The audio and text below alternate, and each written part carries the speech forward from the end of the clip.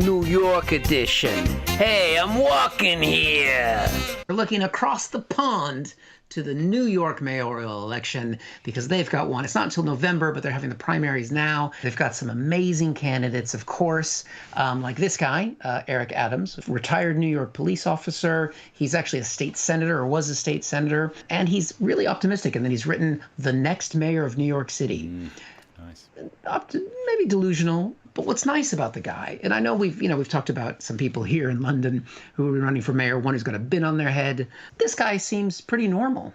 Hi, I'm New York State Senator Eric Adams. I'm asking you to join me in this crusade of removing illegal handguns off our streets and out of our homes.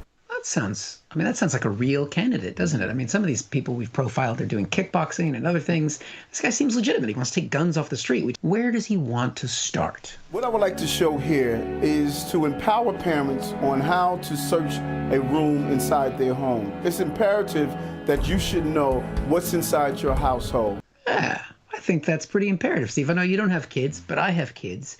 And whenever I think about what I should be doing with my kids as a parent, first thing I do, find some dramatic music unnecessarily to put underneath the video for no reason whatsoever. I do have teenage kids, and it's something I worry about what they might get up to.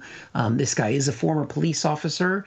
You know, if I'm trying to find things around the house that might be at risk for my kids, you might have some tips about how to look. So if you come to a room like this, you can start out, I always recommend to start out in a periodic fashion so you'll be used to going through the room to look at the various items in the room. That's interesting, a periodic fashion. I don't know if that's something on the periodic table. I've never seen that particular or. But, I mean, if you've got teenagers and you want to check up on them, kind of the last thing you want to do is do it regularly because they're going to know. I'm in the other room, the door is shut. My kids, I can hear them through the door going, "Dad's coming, hide our shit." But I don't know where to look. He's a former cop. Eric, show me where I should be looking. You can look in the jewelry box. A jewelry box of this nature, maybe a simple jewelry box, but if you look through it closely, you don't know what your child may be hiding. Oh, all right. Well, that's a good place. I've got one of my teenagers' jewelry box right here, right there. Let's have a look here and see if I can find anything. I've got a necklace there. That's in here. There's a bracelet. Don't know. Let me see. Let's see what he finds in the jewelry box with his kids. You don't know what your child may be hiding. For instance, a gun could be hidden. A small caliber weapon could be hidden inside a jewelry box.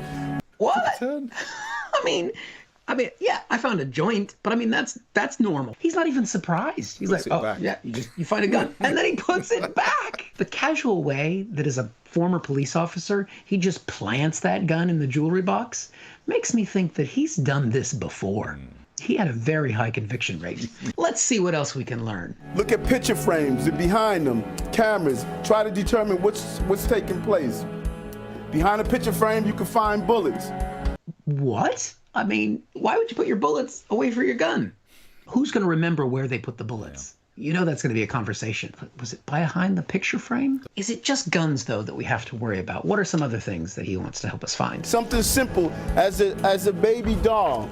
Could be just a baby doll, but also it could be a place where you can secrete or hide drugs. I don't know how you secrete the drugs, but you know what? I have learned something. I've got to put this somewhere. I'm not going to put it back in my child's jewelry box, so I'm just going to fit it in there. Little baby doll. Now my house is safer because I know how to hide the drugs. Look at me! Thank you for watching this from Comic Solving Problems. And if you feel like it, go ahead and like the video. Or subscribe. Commitment.